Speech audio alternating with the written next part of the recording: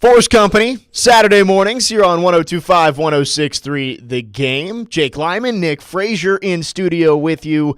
No Nick Keyser yet, still on his honeymoon. We'll have him back next week. Connor Newt, the greatest producer in all the land, is back behind the glass. Happy Saturday morning, Nashville. Glad to be with you. We're with you till 10:45 today, off a little bit early as we lead into Vanderbilt baseball, taking on High Point. Elimination game over in the Clemson Regional. So a little bit of a shortened show, but we are excited to be with you once again here on 4's Company. Nick, how you doing? I am phenomenal this morning. The one thing that I was looking forward to was kind of sharing my headlines for today. So yes, go ahead. College football video game. Wow, you stole Connor Newt's. It's usually me. I'm sorry. It's okay. I have Stealing one lined his thunder. up. Yeah. But I will say about the college football video game, I have heard some stuff about Mississippi State's Cowbells. It's in it. It's in there. Yeah. And boy, am I excited. I think the best thing that we've learned about this game is how tradition-driven it is. They said, we are going to give you the authentic feel of college football. I am disappointed that my Hokies won't have the true Enter Sandman experience. Virginia Tech's football Twitter account lied to us. They said Enter Sandman's about to go crazy. It's not in the game, but I'm excited to see just every game you go to, there's going to be some sort of tradition or a little wrinkle that you see with the fans, which will be cool. You know, the thing that I think you might want to look into is that I know in Xbox 360 and PlayStation 3s, like they had that capability of downloading whatever song you wanted and put it on a USB stick, and they had like a files import section where you could just import any stadium sound. So maybe that might be an option. I feel like it would be funnier if I put something other than Enter Sandman in, like just another Metallica song. Row, row, row your boat, or like the wheels Baby on the Shark. bus go round and round, and it's like you see the whole stadium jumping up and down for it or something like that. I'd put that in for like Tennessee running or something. Or be Connor and just play some SpongeBob coming back from one of the Hey, breaks. you liked the SpongeBob. Yeah, but they're like the dubstep SpongeBob. So I'm like, all right, it's cool. I only played it because Keyser hates it when I play it. It's pretty and it made him mad, and it was his last show for a while. So I was like, let's send him off. on a sour note. Oh, man. No, but it is exciting to see all this. The gameplay looks great for this. I know there are probably people out there who are like, why do these guys talk about this video game so much? But it's for people our age. This is a long time coming. We played this growing up, and it's finally back after a decade. A little bit of a tearjerker, but you know what? I know. We're feeling good today. I know. And Connor mentioned it this morning. We are now officially in the month before it is released. It is June. We've got one more full month to get through, and then we are finally ready for college football 25. Let's just go into our question of the day right now then, before we get to our other headlines, just because it ties in well. Our question of the day: as part of the release yesterday on the gameplay, we found out that there is a stadium pulse that shows, home field advantage, which atmospheres are the hardest to play in, and it's going to make it more difficult on you depending on where you're going. I believe I saw that Death Valley in LSU is rated as the highest atmosphere. It is the hardest place to play. But I want to hear from you guys, and I also want to hear from our audience. What do you think is the best college football atmosphere? You can text or call 615-737-1025. Our phone line's driven by WilsonCountyHyundai.com. We want to know, what do you think is the hardest place to play, the best college football atmosphere in the entire country? Again, text or call. Let us know. Frazier, do you have a specific thought of a place that stands out to you? Well, you mentioned Death Valley with Baton Rouge, Louisiana. I've been to a game down in Death Valley. It is absolutely deafening. Yeah. But there's something about those cowbells. 2014, I'll never forget it. It was the day Mississippi State became the first team in college football playoff era history to be number one overall seed. And that was when they beat Auburn on Saturday, a 2:30 CBS game. It was incredible. It was raining in the fourth quarter. Dak Prescott takes the kneel, and then he runs over to the student section and goes crazy. That's when I had a coffee mug thrown at me from the third deck of the stadium. You ever been to an Egg Bowl? I have. Yeah? How was it? Actually, no, I'm sorry. I have not been to an Egg Bowl. Excuse me. I have been to, the Tennessee-Vandy rivalry game. Oh, excuse me. It wasn't the Egg Bowl. I know the Egg Bowl's Mississippi State, Ole Miss, but it's played on every Thanksgiving. That is on the bucket list. Would love to go to a Thanksgiving Egg Bowl. That's on my bucket list. Except they moved it to Black Friday next Yeah, year. I'm not a fan of that. No, me neither. There's a lot of schedule changes that are happening in college football that Yeah. are upsetting a lot of people, especially the Oklahoma and Texas matchup. Yeah, they talked about the other day. I'm chasing Big Joe. Oh boy, get some Texas fans riled up.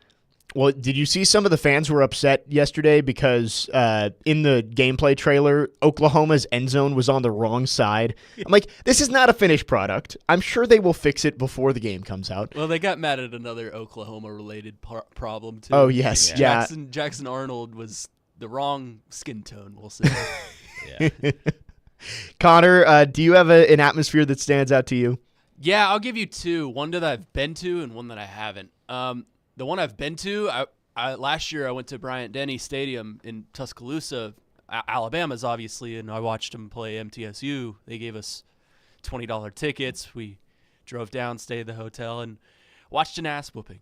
But, yeah, that environment is crazy, especially heading into the fourth. They play Dixieland Delight, and that whole stadium is just rocking with the pom-poms and they're singing and wooing, and it's electric. But the one I absolutely dream of going to is Happy Valley, Penn State. I was going to say that, too. Penn State whiteout game.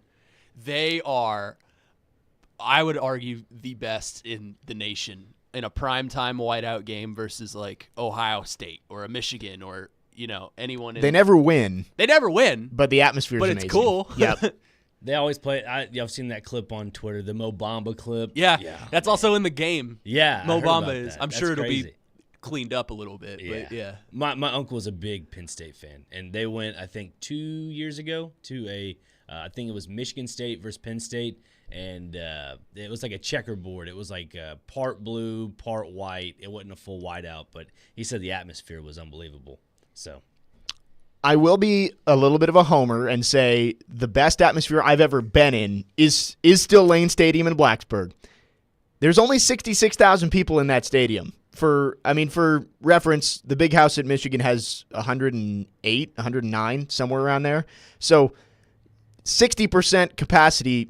Tech is still one of the top atmospheres in college football. Sam Howell came out last year. They asked him, like, what's the hardest place you've had to play? I think they were going to Seattle or something for a road game, and he said Virginia Tech. Wow. And I do remember that game. It was the first game after COVID when he came in there, and everybody was just raring to go because it had been a year and a half since anybody had been in that stadium. It was really, really loud that night. But I think Penn State certainly is one that I'd want to go to. LSU for sure. Trying to think of any other ones. South Carolina, Connor mentioned South Carolina for a program that hasn't really been all that successful lately. Like, they still have one of the better atmospheres in college football. I think Michigan's kind of overrated. I was going to say the Big House. You've got 105, 110,000 people. Like, it should be a better atmosphere in there. Yeah. Not saying it's bad. Same with the Horseshoe. Yeah, that is a bit underwhelming. You're right. I think about some of those Big Ten schools, like, they're just not as rowdy as they are down south. You think it's the TV? Like, I know Fox has a lot of Big Ten stuff. You think it's the TV broadcast that kind of hypes it up a little too much, and they just underperform in the crowd? Yeah.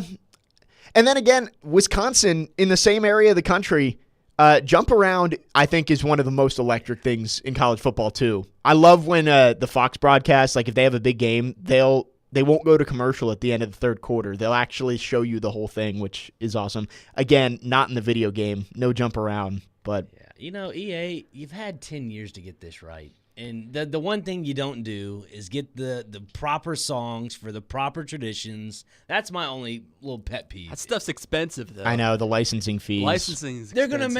gonna make buku money off of just people buying the game. Just bite the bullet, put out a phenomenal product, and then call it a day. Yeah, but I guess, are you going to get enough money for people? Like, is there any extra financial incentive to get those games in? Because I think anybody who's going to buy the game anybody who wasn't going to buy the game isn't going to buy the game just because Enter Sandman and Jump Around's in there. It's true. There are people that will try to find a way to put it in there. I am going to buy it just because Mo Bamba's in there, though. Yeah. Quickly, headlines. My quick one. I forget where I heard this, but I thought it was interesting.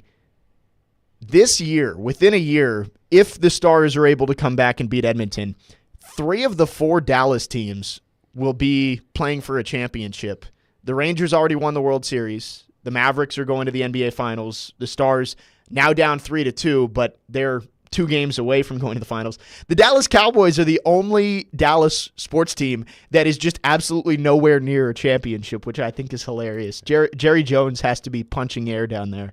That's what my dad was talking to me about last night. He said, I bet the NHL is hoping Edmonton wins now. And I was like, why is that? He's like, well, Dallas is in the NBA Finals. Yeah. And they both play in the American Airlines Arena, so it's a scheduling nightmare for probably both of them, I think. Well, and also, you get Edmonton in there, all of Canada is going to be rooting for Edmonton. Yeah. It's been, 30 years since a Canadian team won the Stanley Cup? Yeah. St. Patty's curse. So I think the NHL knows that if Edmonton gets in, you might as well double the viewership because you're going to get all of Canada rooting on the Oilers. Yeah. Well, quickly, my headline. Yesterday, the Bills signed a defensive tackle, and it was Gable Steveson. If you don't know who that is, he's an Olympic gold medalist wrestler. And then the funniest part about it to me is he had a tenure in the WWE. He just came off of, I guess it just didn't work out, and he had some stuff going on. He did some things that were not good. But nice. he's the Bills are signing him as a defensive tackle, and I mean it's just kind of weird to me. But good for him and good for them, I guess, finally signing defense for once. I'm telling you, it's definitely based off this NFL new kickoff format. That's just me. I mean, when you got a guy like that, I mean, he's a gold medalist. You see his giant, structure of his body. He could easily be some sort of blocker. I was wondering if it was just like a training camp combine signing. Probably so, but at the same time, you're bringing in rugby guys, you're bringing in wrestling guys, you're bringing in a bunch of people from all over the world, in all different facets of sport. It's going to be for something, and I think it's the kickoff.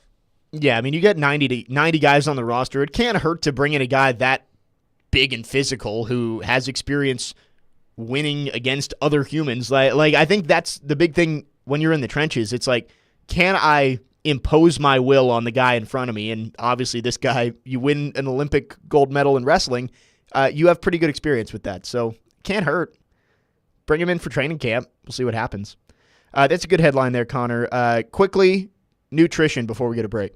I had cereal this morning, but I had Life, if you've ever heard of that. That's a great cereal. It's pretty good. I love me some Life with banana in it. It was good. It's a great board game. Yeah. It is. Game of Life. Yeah. Yeah, Life. Really well-rounded. Cereal. Cereal's even better. Board game. Great stuff. Nutrition. Again, our question of the day is, what do you think is the best atmosphere in college football as we count down the days, not only to the college football season, but the college football video game coming out in July? Text or call 615-737-1025. We've got a great show planned for you. Coming up next, we're going to talk some Preds. We've also got some Titans talk this hour, looking back at this week of OTAs. And also, we're going to get you set for Vanderbilt and High Point with a lot of college baseball talk coming up in the 10 o'clock hour. Preds talk up next here on 4's Company, 102.5, 106.3 The Game.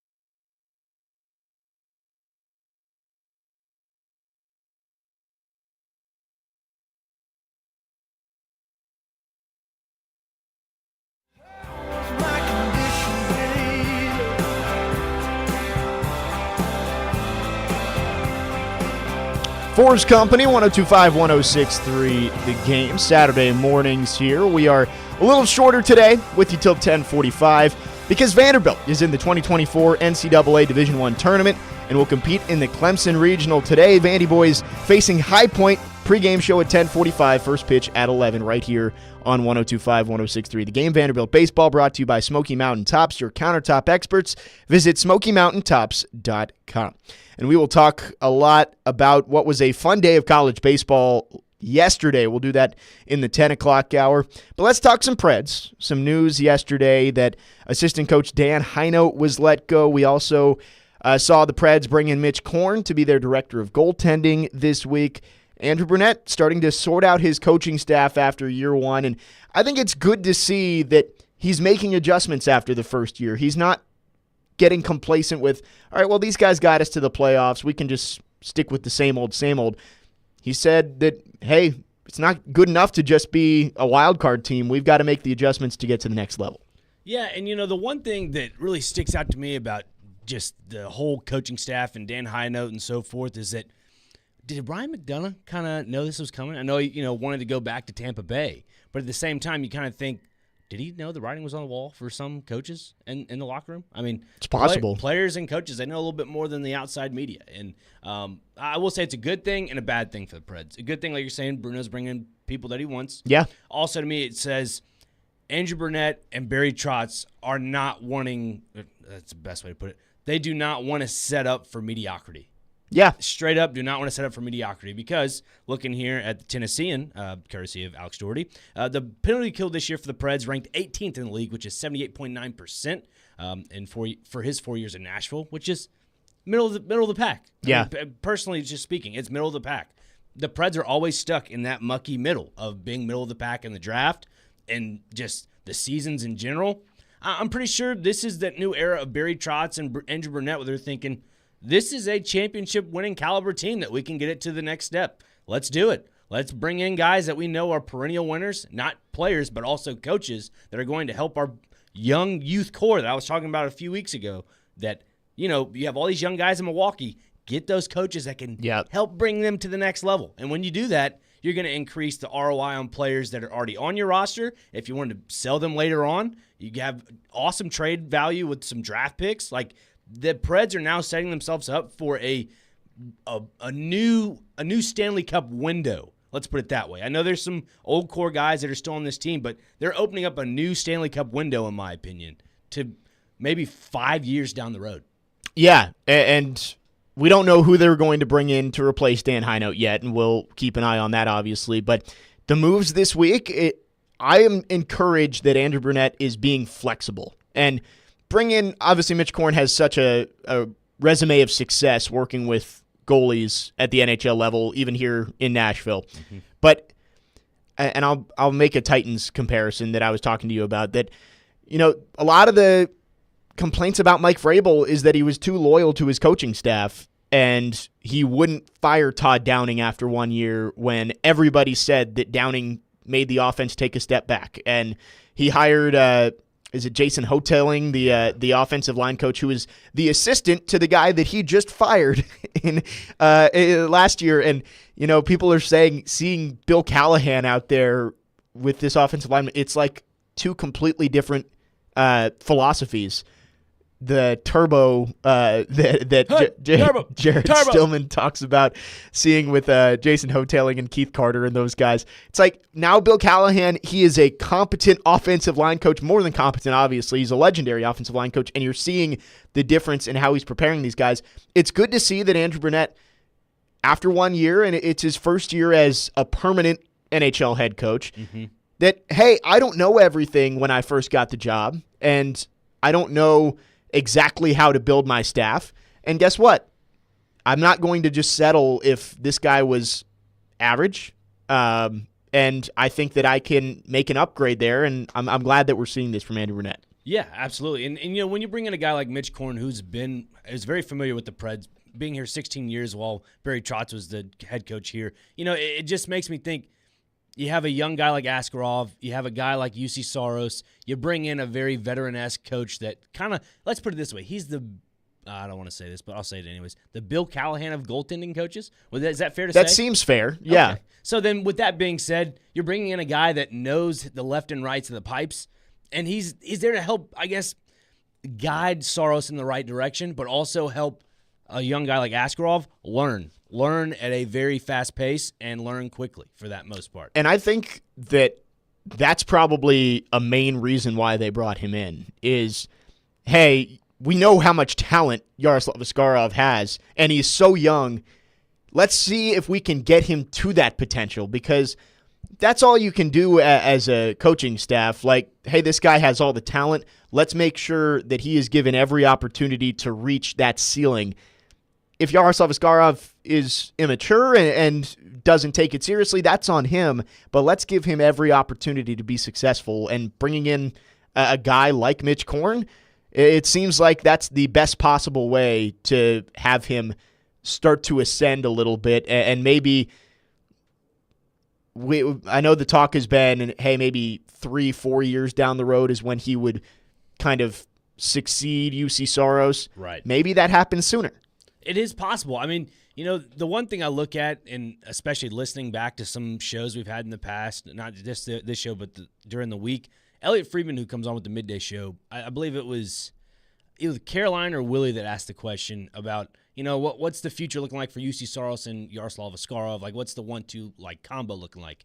And Elliot, he basically said that it is definitely the Preds want to have both. In a dream scenario, they want to have both. And with bringing back Mitch Korn and this little aspect of the coaching staff, bringing in director of goaltending, it definitely to me feels like they're trying to keep both. They're not trying to get rid of one or keep the other. It really does feel like trying to keep both. And unfortunately for Kevin Lankinen, he might be the odd man out.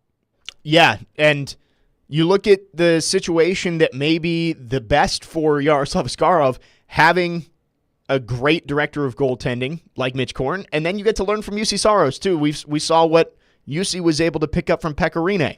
So I think bringing a 24, 25-year-old Yaroslav Askarov up to Nashville and letting him be the backup and letting him learn, that may be the best way for us to see if he can actually reach what we hope that he can become. Yeah. Connor, any thoughts on the recent coaching changes for the Preds? Yeah, I mean, I'm wondering, this may be a really long shot. Do you think they offer Carl Taylor a job? I think it was Alex Doherty who was talking about that yesterday too. Let me see if I can bring up his tweet. Because, I mean, he's doing a lot down in Milwaukee, and I'm wondering if he's holding out for a head coaching job later down the line. I think there's an opening in San Jose, and there's a few other openings. But I'm wondering if the Preds want to gradually transition him to an assistant coach to get him more of a limelight, and then he can take the head coaching job somewhere else. But, yeah, that's kind of where my headset's at right now. Looking at this tweet from Alex Doherty last night, he said, many are coming with the Carl Taylor to Nashville takes. He says it's a long shot, not saying it can't happen, but he thinks the move is about Bruno getting one more of his guys on the bench. And that it does make sense. Dan Heinold was a John Hines guy, so everybody's going to do that. We're seeing Rand Carthon start to work through his scouting staff and bring in more of his guys. It's going to happen. You might take a guy from the previous staff just for some carryover, but I think everybody wants to get their staff that they want, and a lot of the time that doesn't include guys from your predecessor. And I will say the sentiment that Barry Trotz said at the very beginning of his general managing, career here in Nashville, he goes, "This will take time. This is not a 1-year thing. You got to give it some time." So with that being said, for Andrew Burnett's sake, you don't want to bring in too many of your guys you want to bring in for your system, because if you have too much, not roster turnover, but coaching turnover with the staff, your players are going to be lost. Now, I'm not saying oh my God, they're not pros, they're not going to do. I'm no. You got to ease into it, in my opinion. That's how you got to do things. You can't just go cold turkey, cut it out. That's not good in the diet. We got to go this way, gently. It's a gradual change. That's all I'm saying. It takes a few years. You're not always going to come in and get hired and without seeing these guys in action know, okay, this staff is my perfect staff. It's going to take some time to, okay, my number one coach, he wasn't great this year, so we're going to move on from him. But this guy, maybe I didn't know him before from the previous staff, but he was awesome, and he's going to stick around. So it takes some time. But maybe not for the Titans. As we heard from Rand Carthon this week, they got their number one choice at all their assistant coaching positions this year. And they knew everyone who was going to be drafted. They knew Penix was coming to the Falcons. Incredible. And it was really, really hard on Rand Carthon and his family that they fired Mike Vrabel. And I do want to be clear. I'm being a little bit sarcastic saying that because I know that Rand said that Brian Callahan had tiers, and he said that they kind of got their guy from tier 1 in every spot. But a lot of positivity coming out of St. Thomas Sports Park. And I know it's May. There's not going to be much negativity. If in May people are coming out and saying, yeah, the team kind of stinks. The vibes in here aren't very good. We don't like the coach. We don't like our teammates. Like, no one's going to say that in May. But it is a lot. And I know Jared's been talking about this a lot. It is getting to be a lot with the, oh my goodness, we have the greatest coaching staff, and oh, this roster's amazing, and the locker room is immaculate. And so we're going to talk about that next. Just, is the positivity just getting a little bit too much? And can we even trust what anybody's saying anymore when it feels like we're getting sunshine and rainbow season? So that's up next. You're on 4's Company, 102.5, 106.3 The Game.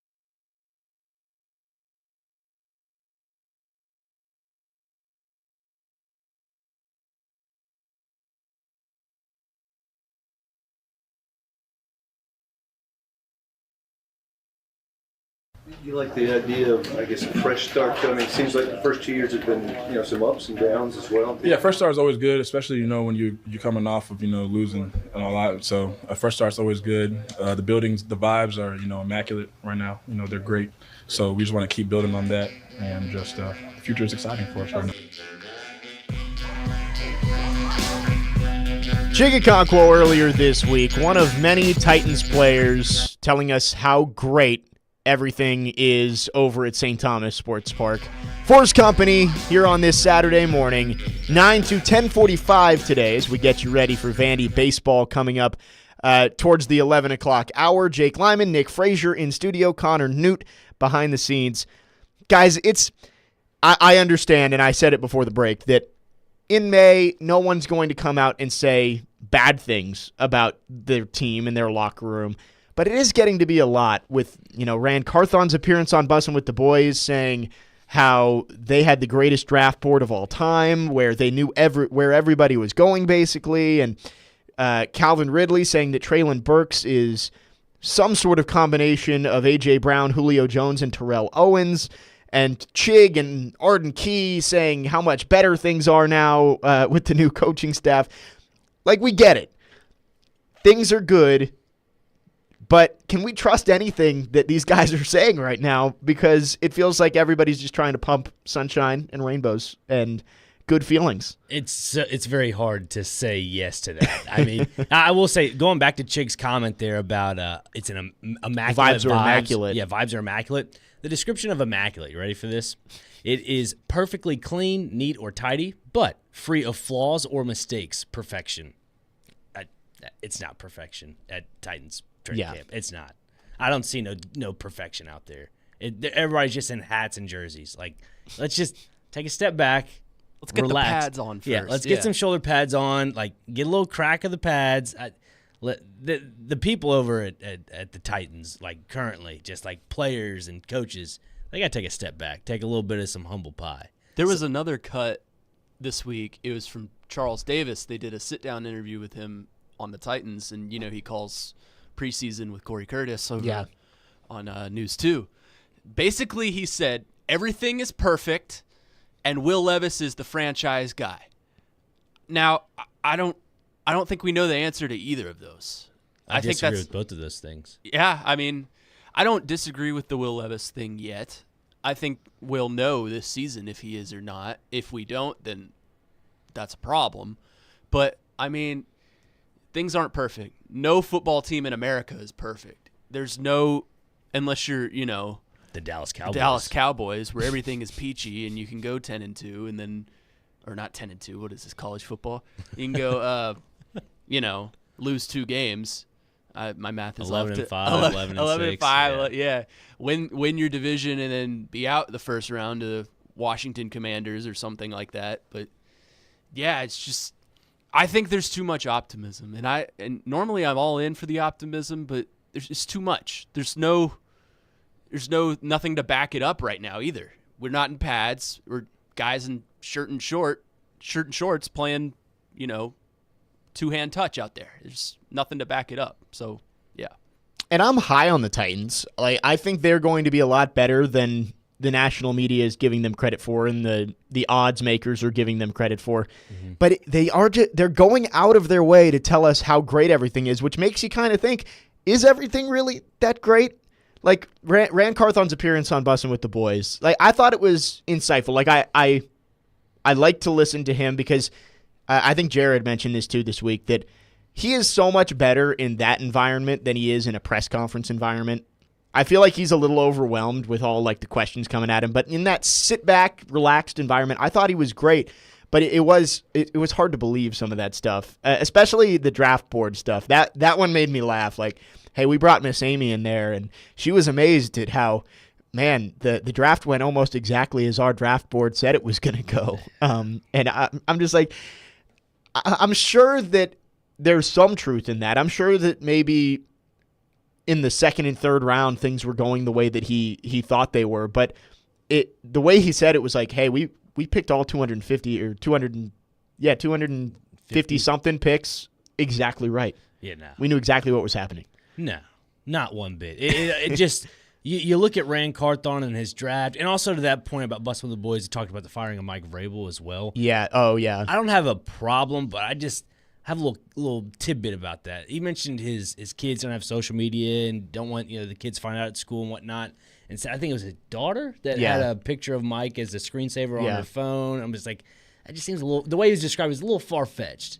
It's going out of his way because I think he knew the rumors that Rand and Vrabel don't like each other and that Rand wanted Vrabel fired. Yeah. And I think again he's going out of his way to change that narrative, and I think that's what he's done a lot with. I was getting texts from GMs telling me that they were going to take Devondre Sweat if we didn't. Same thing with Peter Skoronski. I think he just wants to change the narrative sometimes away from, hey, the Titans reached on this guy, to, oh, no. I had GMs telling me they were ready to give an arm and a leg for Devondre Sweat. It's so forced to me, and it comes out as corny. Yeah. Especially the Vrabel stuff. Like, my daughter has her screensaver as Uncle Mike. I'm like, Rand, I don't think you were the one that told Mike Vrabel the words, "You're fired." No. I think Miss Amy was the one that said and it. That's you may have been in the room. But that's what Rand said during the press conference that day was like, this was Miss Amy's decision. I think he said that 100 times. Yeah. So, you're stuck in – I don't want to say you're stuck in between a white lie, but you kind of are a little bit. And, I like what Rand Carthon has done this year. I have no problem with the way he drafted. I thought the free agency was fantastic. I think they've brought in a lot of good pieces, but it's just they need to media train Rand Carthon a little bit better. I think he's learning on the fly because until you're the GM, when you're in personnel, you're never in front of the camera. Mm-mm. No one wants to talk to the director of pro personnel unless you're the Titans and you put Chad Brinker out there and Anthony Robinson all the time. Throws everybody for a curveball. Like, wait, who is this again? Wait, why are we talking to this guy? This makes sense. No, it doesn't. But I think Rand is learning on the fly here, but it is just funny listening to all this stuff this week of how great everything is. And it does happen every year. Last year, I remember seeing all the reports about how great Treylon Burks was, and he came out and did almost nothing. Yeah. So it happens every year. It just feels like it's on another level right now of, hey, we may have the third longest Super Bowl odds, but, man, we have the best locker room in the entire NFL, and some of these players that you're not talking about, they're Hall of Famers, and it feels like everything is just they're forcing this. We might be Super Bowl contenders. It's like, hey, let's just start with maybe competing for the division. Yeah, I'm good with that. I get what you're saying there. It's almost like they're putting up a screen of just great green Everything's stuff. fine. Everything's fine. But at the same time, people got to remember, no DeAndre Hopkins at OTAs. Probably negotiating for a new deal. There's that speculation of he scrubbed his social media of all Titans content or whatever that was. And then he posted. And then he posted that. Yeah. And then you also got to remember Devondre Sweat. He's nursing an injury. I mean, that was talked about a little bit. L'Jarius Sneed too. Yeah, Sneed, not at OTAs. I mean, people are talking about his knees. There's a lot of these small little things that people are kind of forgetting because you got Rand Carthon and the boys on Busting with the Boys putting up this. Everything is fine. We're great. Hey, it's all good. Double thumbs up. Wave it off. We're good. Yeah, no, I don't think that's going to go. It's not flying with me. If everything is that great, we'll feel it naturally. Yeah. You can't force it out there. And you can't get in front of the media and be like, "Yeah, we're great. We're going to be in the Super Bowl and it's going to be awesome and we've built this great team." If we see it on the field, we'll feel it. Yeah. You can't go out there and tell me, I don't know, a dog is a cat, and it's clearly a dog. I mean, I don't know. It's just so forced to me, and I agree with Jared on the sentiment that it comes across as hokey. And I'm sure outside of sports and whatnot, they're probably great people. They really are. But at the same time, we're all talking about them in the judgment of football. Yeah. The judgment of football is it's winning games. Yeah. You're not losing games in May, so everything can be peachy. But we'll see. I think it's Caroline who's been saying it this week that it's going to get old really fast if the Titans start 0-3 and Rand Carthon and Brian Callahan are out there still peddling. oh, this is great. Will Levis, we love everything he's doing. We think that this team is good. Traylon Burks, hey, he's missed 2 games with injury and had no catches in the one he was healthy, but he is a Hall of Famer waiting to happen. He's a great practice player. He's doing great. I think that we're going to keep getting this until the bullets start flying in September, and then we will see if they actually were telling the truth and maybe the Titans are way better than everyone's giving them credit for, or if this is all just a facade. And we'll see how they react after that, because right now Brian Callahan is kind of being the anti-Mike Vrabel of, hey, I'm the nice coach, and I think everything's great, and Will Levis is the best quarterback ever, when Mike Vrabel wouldn't even compliment him after his 4-touchdown game against the Falcons. It's like Brian Callahan is trying to be the opposite of Mike Vrabel, which happens when there's a coaching change. I know at Virginia Tech, my last year there, when Justin Fuente got fired and Brent Pry got brought in, everybody's biggest complaint about Justin Fuente is that he wasn't out there. Like, he wouldn't go out in the community and wouldn't meet with fans and all that stuff. Brent Pry was out throwing snowballs with students like the second day he was hired. So it's like there is you want to be kind of the polar opposite of the guy who just lost his job there. Right. But again, the happy-go-lucky Brian Callahan will get pretty old if he's out there after an 0-3 start saying how great everything is. And if they start 0-3, might as well just put Caleb Farley at wide receiver like that one caller said. Slot. At the slot, excuse me. Yeah. Slot receiver and kick returner for Caleb Farley. That's right. I did see a tweet that he had a breakup on Traylon Burks, and we all know that Traylon Burks is, he's Terrell Owens. And Julio Jones. And A.J. Brown. All rolled into one. So Caleb Farley, what does that make Caleb Farley? Deion Sanders? Darrelle Revis? Brian Dawkins. Hey, if he moves could to play safety. safety, yeah. If he moves to safety. I'd love to see Caleb Farley move to safety. I think that might help. But anyway, we're not completely buying the sunshine and rainbows from the Titans. We'll see when they step on the field for game 1 against the Bears, whether it's actually true or not, or if they're just trying to put up this smokescreen like we've been talking about. If it's sunshine and rainbows, I'll take a cone of ice and I'll sit in a lawn chair and watch practice. Yeah. That's how much I'll buy into it. I would love, if the Titans go start 4-0, Will Levis is the city's savior and Brian Callahan is one of the greatest coaches of all time. I'm in. I will be pumping the sunshine and rainbows right with you. I'm not there yet. It's only May. Let's get into training camp, get into the preseason, and then actually play some football before we start crowning off-season champs, which I think the Titans are kind of wearing in stride right now. I think Jared mentioned it too. Titans fans always made fun of the Jaguars for winning the offseason. Titans are kind of in that boat right now. Let's see how Calvin Ridley and L'Jarius Sneed play before we start saying that this was the greatest offseason of all time from Rand Carthon.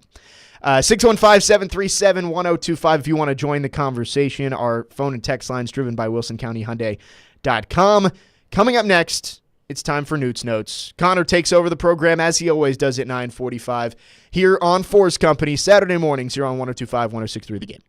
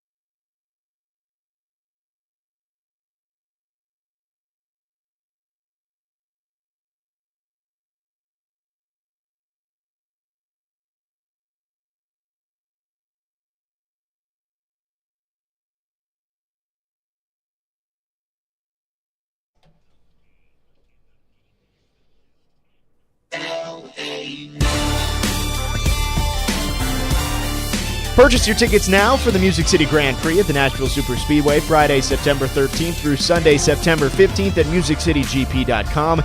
As the Racing Station 1025, the game has a special offer for a limited time. Use promo code GAME for a 20% discount now through June 16th. Jake Lyman, Nick Frazier with you here on 4's Company. No Nick Keyser this week. He'll be back next week. But this segment's all about Connor Newt. It's time for Newt's Notes. All right, let me talk to you. So speaking of sunshine and rainbows, John Calipari obviously leaves Kentucky, takes the Arkansas job, has no team whatsoever, not a single player on the roster.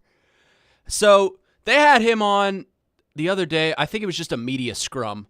They had him, and he had some interesting answers to a question, but there was one in particular, and I have some thoughts on this. This is what John Calipari had to say the other day in his media scrum. What you're doing, but it was hard because I had no players. Now, I want you to understand what I said. There was no team, and we're at 8 right now. We're at 8. I'm ecstatic. I'm looking for one more guy, and that's what we're gonna have. 8 players, and he's looking for one more. He's gonna have a 9-player rotation.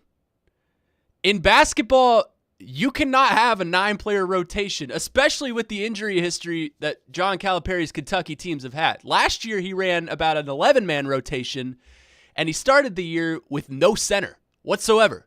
No Ugo Onyenso, no Big Z, no, who was the other one? Aaron Bradshaw. And another thing he went on to say was that he has to change his system. You're just now realizing this?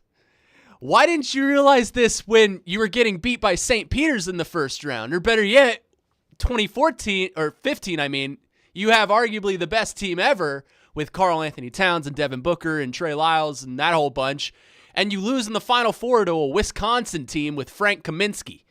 Granted, Frank the Tank And Sam Becker. And Sam Becker. So my thing is, like, he says he wants to run less freshmen. He's cut his freshman numbers down by like 1.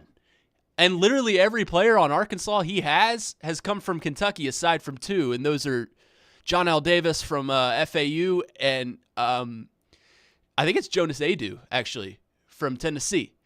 And his shooting is just decreased as well. I mean, you lose your 3 best shooters.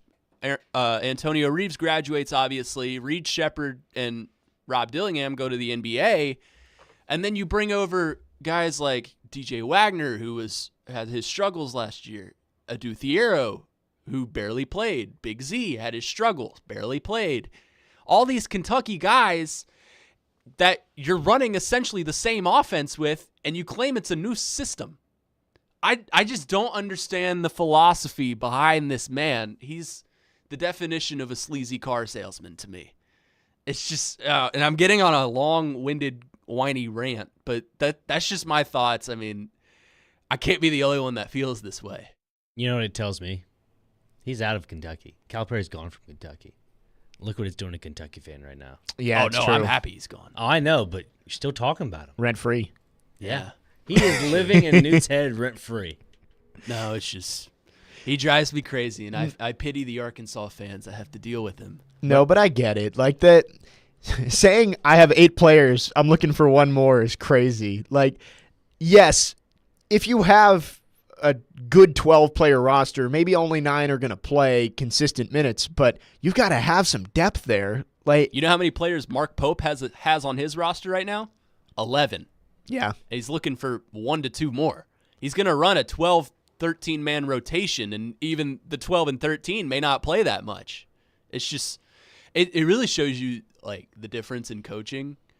Kind of like what we were talking about. You kick John Calipari out, and Mark Pope comes in and says the exact opposite. Yeah. He says, we're going to go play in the Maui. We're not going to just run freshmen. We're going to actually compete in the SEC tournament, and we're going to look to win a national championship, which is what every coach says. But then one of the big things on Calipari was he didn't, he was never willing to adjust. And then Mark Pope comes in. He's like, hey, I'm ready for feedback. I'm ready to do whatever administration tells me to do to adjust, and because I love this university and I love this team. It's just, It's so different to me. Yeah, and just like we were talking about with Vrabel and Callahan, before you coach your first game, all you're trying to do is win over the fan base.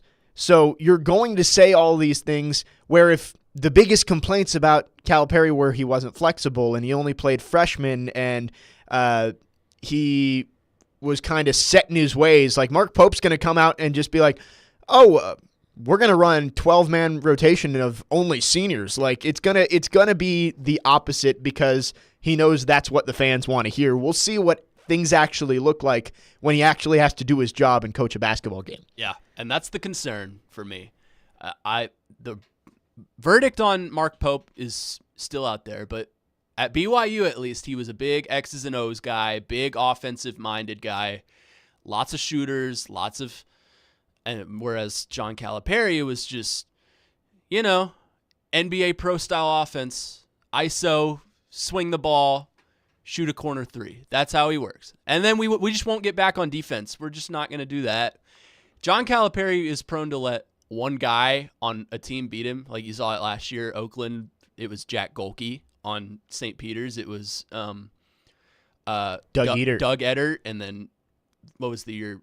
Kansas State, it was what was the short guy? Noel? Yeah, Marquise Noel. Yeah. He's just prone to let one guy beat him, and he's been doing it for years. Wisconsin, I mentioned, it was Frank Kaminsky. And then I just don't see how he's going to change. And it's not a one-year fix either, especially with the guys he's bringing in. You're bringing in literally the exact same team, plus your recruits. Only two of your recruits you were bringing in because the rest of them split. You're bringing in Boogie Fland and Billy Richmond. But it's just, I don't know, man. Like, maybe it is rent-free. Maybe I'm just obsessing over this because I'm mad. No, I think you're onto something because Mark Pope said he has looking for 12 to 13 guys. Whereas Calipari is looking for just one more with 9. Maybe Calipari has Pope living in his head rent-free. Maybe it's the other way around. There you go. Maybe. Yeah. I'm just saying, like, you run 9 guys, 1 or 2 of them get injured, you got 2 men coming off the bench. Yeah. That's a 7-man team. That's not good. You're talking about church league basketball. Yeah.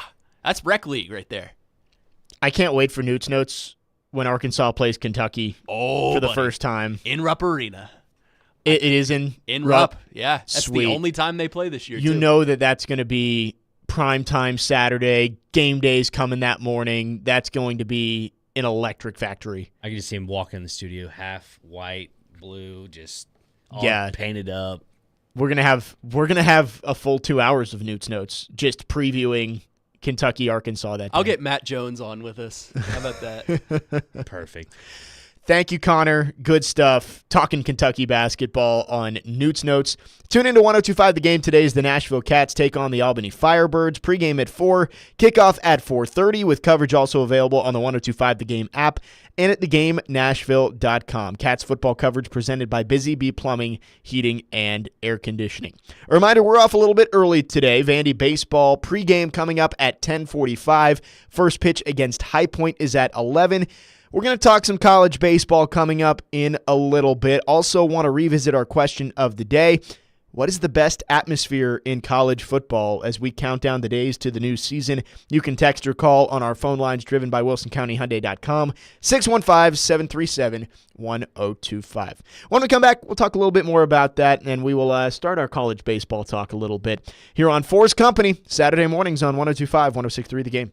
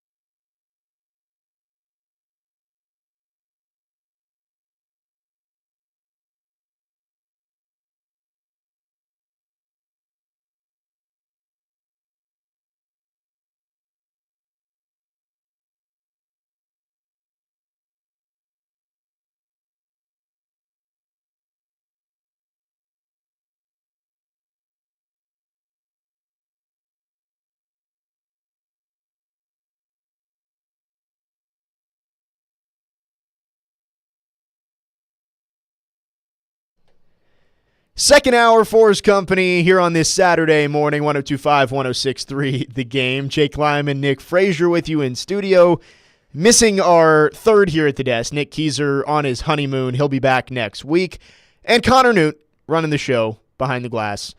Glad to have you with us here on this Saturday morning. Again, we are off a little bit early, 10:45.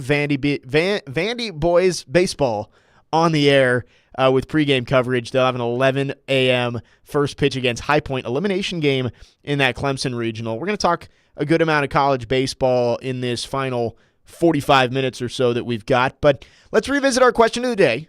We wanted to know because... I have a quick question of the day as well. Okay, Connor, go ahead. Can we demote Nick Keyser to producer and I sit up there? He's never here. That is true. I don't know. We have all been here for every show. Yeah. I believe this is the fourth time that Nick Keyser has missed a show now. Yeah. Are we counting tardies?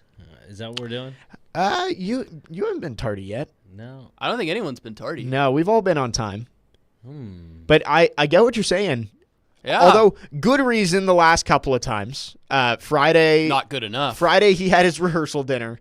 And then Monday and today, obviously, he's been on his honeymoon. So I understand. But yeah, I mean, I'm going to be out of town next week, and I'm still planning on Zooming in. Yeah. I'll give the guy a pink slip. I mean, come on. It's a wedding. That's true. That was last week. We'll give him a Honeymoon? break for now. But Honeymoon. if this keeps happening, we might have to. Depth chart, people. Depth chart. We might have to. Hear me out. Like, if he's on his honeymoon, he ain't zooming in. He's probably ice fishing with some That with is some people. true. I mean, we don't want him to zoom in on his honeymoon. Yeah. I do. You want him to hold I him. miss him. Oh, okay. Well, just give him a call then. You know, like Oh, Ghostbusters. yeah, I've been texting him. He doesn't text us back. Oh. And to be fair, the one time he missed for his bachelor party, he did put on the grid, call Keyser for latest on Preds, which was hilarious. I keep receipts, just so you know. Him putting that on there, I was like, Keyser, we are not calling you on your bachelor party. You know we can talk Predators without you here. We just did. We did. We love Nick Keyser. Gotta love him. Glad he'll be We miss back you. next Saturday. But yes, I will not be in studio next Saturday. know. I will be out of town, but I will zoom in. See, he's dedicated. I'm a team player. Team player. This is why you're Mike 1. Yeah. Why am I Mike 4? Why am I on the bottom? There will be a couple of shows in July Seniority. that I don't believe I will be able to zoom in for. So you guys will be without me, but I will be there in spirit. Would July 19th happen to be one of those No, days? July 19th It's a Friday. I will be zooming in from Norfolk, Virginia. I'll be How about that? helping out with the sounds that weekend. Okay. But the 2 weekends before that, I believe, may be a little tricky for me. Okay. But we'll see. Anyway, our question of the day, if you want to jump in, 615-737-1025. What is the best college football atmosphere? Speaking of July 19th, the college football video game coming out, they've made it a big deal about the atmosphere, and each stadium is going to have a different level of home field advantage. I believe I saw LSU was rated as the most difficult place to play. But we want to know from you, what do you think is the toughest atmosphere, the hardest place to play in college football? Deanne Johnson on our text line says App State, Phil McCracken Field, an amazing G5 place. That is, I don't know atmosphere-wise, I haven't been there, but have you seen the pictures of that stadium in the fall with like all the leaves around it? It looks like it's just dropped in to a giant forest. It's a beautiful spot. It's like you're just opening up one of those outdoor magazines. Yeah, that's App State. Yeah. Might And as well. it's like their baseball stadium too. It looks exactly the same. The Mountaineers